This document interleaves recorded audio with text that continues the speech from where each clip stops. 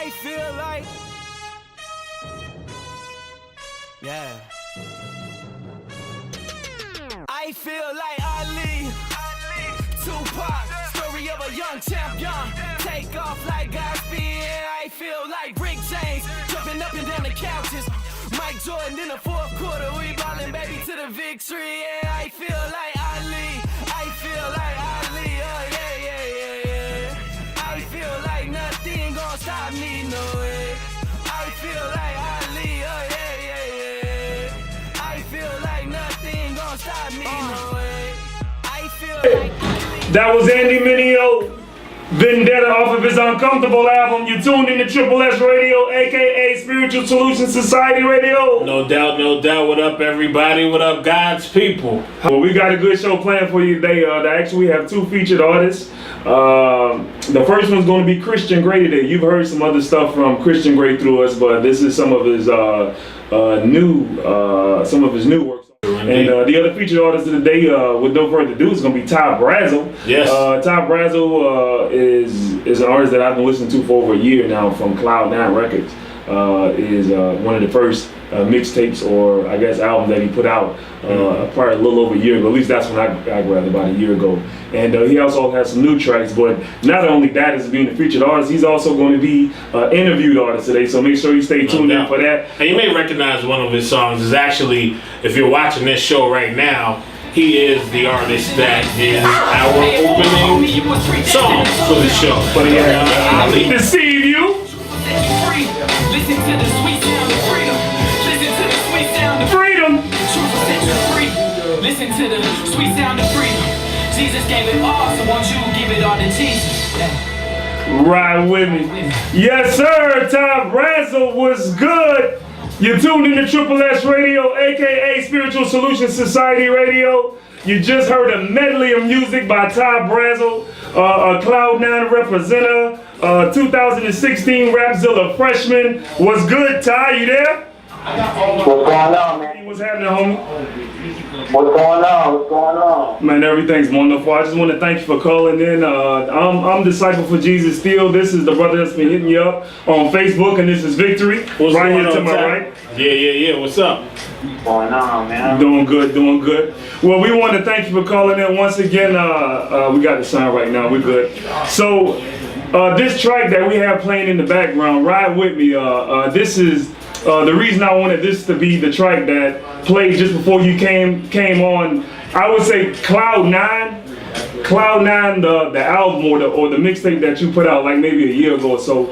I first downloaded that and I played it to death, dog. I mean, I played it to death. You know how you play music so much till you get tired of hearing it? I played it that much. I was loving it just that much though.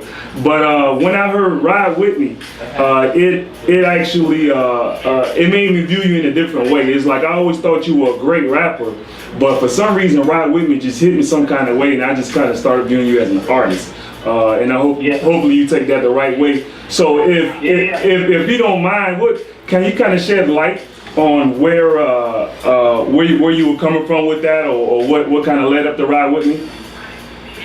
Yeah, so Ride With Me, you know, it was like, I guess I dropped it like 9 months after I dropped Cloud9 Rap.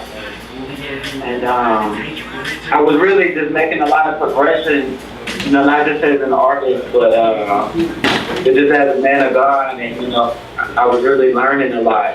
So I really wanted to put all of that progression into my music and let that show. And it was really frustrating, you know, because I wanted to put out another project. I still haven't put out another project, so it's been real catchy, right? You know, because I got into a situation where, you know, I have management now, so I'm not even in full control of my music, but they know what they're doing, you know, and I trust them, and we've been making a lot of smart moves. So I haven't been able to put out new projects, so I've been dropping singles, so I wanted to make sure that each single, you know, spoke for itself, and that it was, you know, high quality, and that it showed my progression as an artist. And on Ride With Me, you know, I really wanted to tell a story from birth, you know, from being, you know, still in my mother's womb, you know, when I almost died coming out the womb, you know, like, and just showing how God's hand has been on me throughout my whole life, you know, like, so really, yeah, I just wanted to tell my story and how God really had grace the whole time, you know? I feel you, and that explains a lot as far as, like you said, the reason you haven't been putting out another album yet, and I can respect that. It's like you definitely want to be able to move at the right pace and move in the right way. So it's like well, let me speak on that for a second, because the thing is, like, so basically in Christian rap, you know, it's a little different because, I mean, we don't have as many outlets. Like, for instance, there's not as many radio outlets for Christian rap, and there's not as many website outlets for Christian rap, and, you know, so you have to be very smart with your moves, because if you just keep putting out projects, you know, it's just gonna go to the same people, and you'll keep the same fan base. So what we've been trying to do is, you know, drop singles and, like, push the heck out of them, you know, everywhere we can. And that way, the next time I do drop a project, it matters more, you know, because more people are listening, you know, more people care. I got it. Right. But, well, you know, and with that being said, you know, we definitely will continue to promote what you do, and if there's any way that we can be more of a help, please just let us know. We'll definitely do that. Anytime you can send something to us, we'll be more than happy to blast it, because again, we truly, you have no idea. I'm honored to even be able to talk to you and just to let you to convey to you how much we appreciate your music, and I feel like I grew up in the CHH life with you, because when I first started listening to CHH, you were one of the artists that made me realize that I can still get the same vibe, the same swag, right, the same, you know, I always say that you're getting the same flavor, but with organic ingredients. Right, that was my mission. Indeed. That was my mission, because I'm a big hip hop fan, you know, so when I came over to CHH, honestly, if it didn't match up, I didn't want to hear it, you know? Right. And so for me, that was kind of the same challenge, where it's like, okay, I want to get the same people who listen to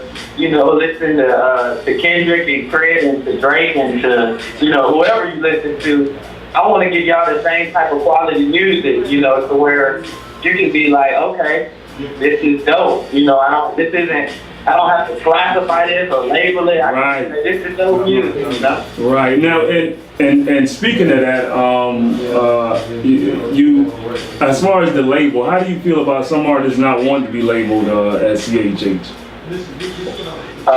Yeah. So I understand it, and I respect both sides of the argument, and I'll tell you why.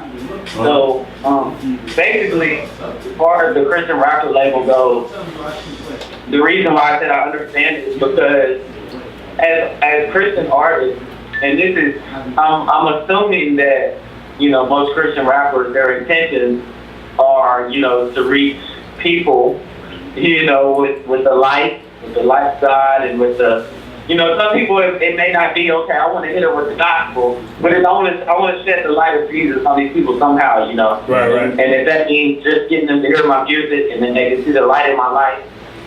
But the way it works is, so there can be two purposes for Christian hip hop. And one of them is to edify the body of Christ, which a lot of people do. Right. And then one of them is to reach the lost. And so a lot of people, and it's funny, because I had a job recently. It was just like a little short part-time job. I needed a little extra money, so I picked it up for a couple weeks. And the guy that I was working with in that, he was like, I told him I do music, this and that, and I told him some of my music, and I told him I was a Christian rapper. And he was like, bro, this is dope. He was like, I'm not gonna lie to him. He was like, I'm not gonna lie to him. If I didn't know you and I knew you were a Christian rapper, I wouldn't have listened to it. Wow. He was like, because I would have instantly labeled like, nah, I don't want to hear that. Right. He wasn't really, you know, he wasn't rocking with the Lord like that. So the thing is, like, I respect where artists come from, where they just want people to have an opportunity. Right. They don't want people to not listen to it just because they have a preconceived idea of it. So I get it, you know. Right. I don't particularly call myself anything, you know. I'm a Christian rapper, I'm a rapper, I'm a Christian, I'm all that, you know, whatever you want to call me. No doubt. I just try to make the best use of it. Right. But I definitely respect both sides of the argument. So how hard is it for you to stay focused in doing your particular type of music? Because I listen to Cloud9 and I'm like, you know, he can easily say, you know, I'm doing high on Patron and, you know, high on weed, and it would be just as big of a hit in the secular arena. You know what I mean? Like, so how do you stay focused and, you know that, okay, you know, I could easily go the other way and, like, really do very, very well, but, you know what I mean? How do you stay focused and continue to just do it the way that you're doing it? Well, I used to do secular rap, Right. you know. So before I started doing Christian rap, I was a secular rapper. True. And my first song I dropped was called "Smoking Like a Rock." Okay. That's not the Ty I know. That's definitely not the Ty I know. Right. And so, exactly. And so the thing about it is, like, when I was doing secular rap, I already knew that I had already had my encounter with God, and I knew that what I was doing was not what God was doing. Exactly. No doubt. So not only did I have to deal with that, I had to deal with the fact that there was no anointing on my music or my career. Yeah. So what would happen was shows would get canceled. Wow. And just things would happen where doors were being closed. Right. And then that was really how God drew me in to say, you know, this isn't right. You know, Right. you know, I want you to use your gift for my glory. No doubt. So once I started doing that, that's when the doors started opening. That's when the anointing came, and, you know, I didn't have to work as hard as God made things happen, you know? Speed, indeed. True. I can respect that. So with that, we're gonna get into the track that we love to death here at Spiritual Solution Society Radio. As a matter of fact, we use your song, this particular song, as the title track to the show. I don't know if you had an opportunity to see it yet, but this is Ali. Tell us a little bit about this song and what made you come up with this one. Yeah, so I never try to over-spiritualize this one, because a lot of people always ask, like, for, like, some type of deep meaning. Okay. There's some type of deep metaphor here. Right. You're talking about Jesus. Ali really means Jesus or something. So basically, this song, for one, I heard the beat. I'm inspired by beats. Yeah. Right. I get inspired by hearing instrumentals. That's how I get inspired to write. Okay. And so I heard the beat, and I was like, all right, yeah, this mug is dope. Like, this could be, you know, a really nice banger if I do it right. Yeah. And so as far as the Ali concept, it's basically like, so I deal with a lot of, like, self-insecurities and doubt and, you know, some other stuff that it's like, that a lot of other people struggle with as well. Right. So really the whole point of the song was just a song to insert confidence and say, you know, I got God on my side. No doubt. I feel like I can really. Well, it's definitely doing that. Affirmation. Right. It's definitely doing that. They pulled it off. You definitely pulled it off. Yeah. With no further ado. Just hold on tight. We coming back with him. Okay. I feel like You tuned in to Triple S Radio and you got live Ty Brasel in the building. What's up, Ty? What's going on? Man, Novocaine, dog, Novocaine. Got to tell us a little bit about that. What's the story behind Novocaine? So Novocaine. So basically, Novocaine is a numbing gel, or it can be used in different forms. But it's kind of like a medicine that's used to numb pain. Right. And so basically, the song specifically is talking about kind of like this process of how in life, a lot of times that specifically whether it be with, sin struggles or whether it be with depression, which I struggle with both. The more you get into it, like you start to become numb, and it's just because it can be so painful, but then you kind of numb it out. Right. Numb it out. The pains of life, that can be for anything. People struggling with their marriage or finances or this and that, and you just kind of try to just numb it out instead of feeling with it. Right. And so really that song came from a place. That song came from a place of desperation, really. Just kind of like a cry to God, like, I need help. Right. I'm in need of your help. I'm in need of your strength. I'm weak. And so it's really just a cry for help. That's what it became. Indeed, that definitely comes across. No doubt, no doubt. I checked out one of your videos as well, Frontliners, and I was very impressed by the whole concept of the video and the song. Tell us a little bit about that and how you came up with the concept for the video.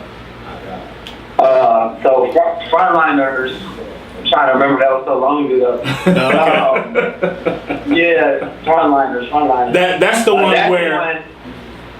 where you was just sitting in the auditorium by yourself, and then all of a sudden, you just get the feeling to go get on the mic. Next thing you know, it's a whole full crowd out there supporting to you and vibing with you. I think it was dumb hot. Yeah. I don't remember. Just being honest. Indeed. Hey, well, something else. I'm just kidding. I got you. So basically, when I did Frontliners, it was like, so I knew I wanted to do that thing where I wanted to do perform it. Yeah. And at first we were just gonna be like, okay, I'll just perform it. But then I think my director was like, what if somebody walked in while you performed it or heard you and then invited everybody else? So that was a cool little thing. And then the other thing in the video where we were at that kind of dancing to that graffiti wall. Yeah. We just went to this park, this basketball park in Memphis, and it's called the Memphis Grizzlies Center. And I brought two guys with me who were just gonna, kind of dance just to add some flavor to the video. But there turned out to be 10, 15 people out there who were playing basketball. So we were like, hey, y'all want to be in a music video? No doubt. And it just happened like why that. not? Right. That's what's up. Something else that I also saw on as I was doing a little bit more research about you, just to get some of more of your background, as far as a little bit deeper than just the music. And after you explain this, please let us know about any other ministries or anything you want to let the word out about. But I see you were voted 2016 one of Rapzilla's freshmen. What's that about, and what does that entail? So Rapzilla freshman is basically kind of like some of the newer artists to look out for, I guess, that kind of have potential to do something special. I was kind of more, that was an honor, but I think what was even crazier than that for me was the Cloud9 Rap was voted the best free album of 2015 on Rapzilla. Really? Oh wow. So they did these nominations for best artist and best album, best video, best song, all that. And the reason why it was so crazy is because I was in there with a lot of competition. There was in the free album section, it was Fizzle, Jay Money, Gazelle, just a lot of Keaton Furlow, just a lot of guys. Heavy hitters, definitely, yeah. Right. It was tough. It was tough competition. So when I found out that I won, I didn't even know. One of my friends texted me. Was like, congratulations. And I was like, what you talking about, Willie? And he was like, the same best free prize check or whatever. And I was like, oh, for real? Well, what? You know what? That's easily believable, because just before you came on, Vic played probably about I would say at least 8 tracks for you back to back. Yeah. And people will blow me up on Facebook like, yo, send that playlist right now. So I had to scan my playlist and go ahead and post that to Facebook. Yeah, it's definitely a banger, dog, and congratulations on that. You deserve it. Thanks, man. Yeah, I can definitely see how you won, no doubt.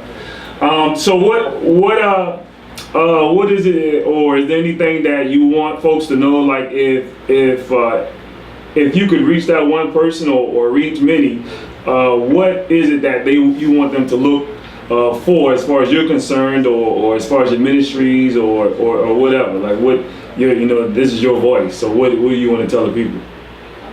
Right. So as far as me, I'm working on the EP right now that people can expect hopefully sometime this summer, and there's gonna be about 6 songs. It's gonna be dope as far as that goes, as far as what to look for me. And as far as if there's anybody who is listening who is wondering, because a lot of people that I meet are kind of like struggling to make that transition, right, from secular to ministers, or from living for yourself, living for God. It can be a real tough transition, right. Because it took me a couple of years to figure it out. Like I had an encounter with God after my senior year of high school, right. and I went to college, and kind of lost that passion.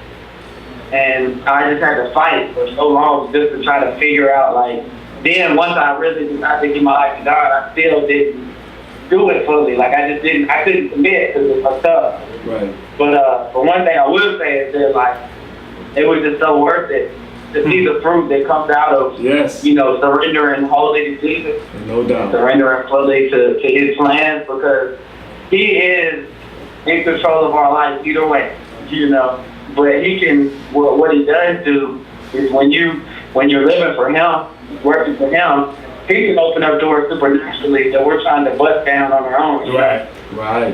He can make moves happen that we've been trying for years to do.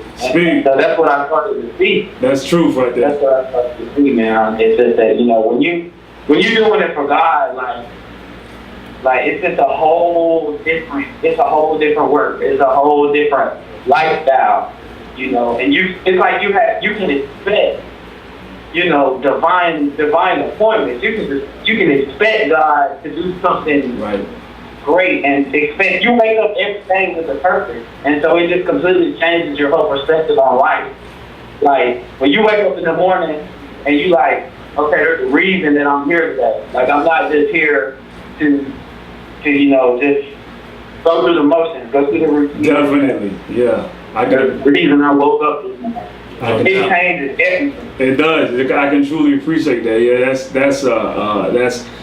that's how I feel about that definitely right now. It's like when I wake up, I just want to make sure that the steps that I make today is influential, and I learn what I'm supposed to learn and be able to teach what I'm supposed to teach, just like you said, fulfill that purpose. Well, brother, we want to thank you again for coming on. Again, I'm truly humbled and appreciative that you took the time to talk to us and the people.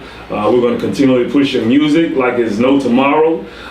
We're going to continually look for the new things. I can't wait to hear what your new management is going to help you to put out, because if it's anything like these last 3 singles you put out, I know it's definitely going to be one of those banging albums that you just press play.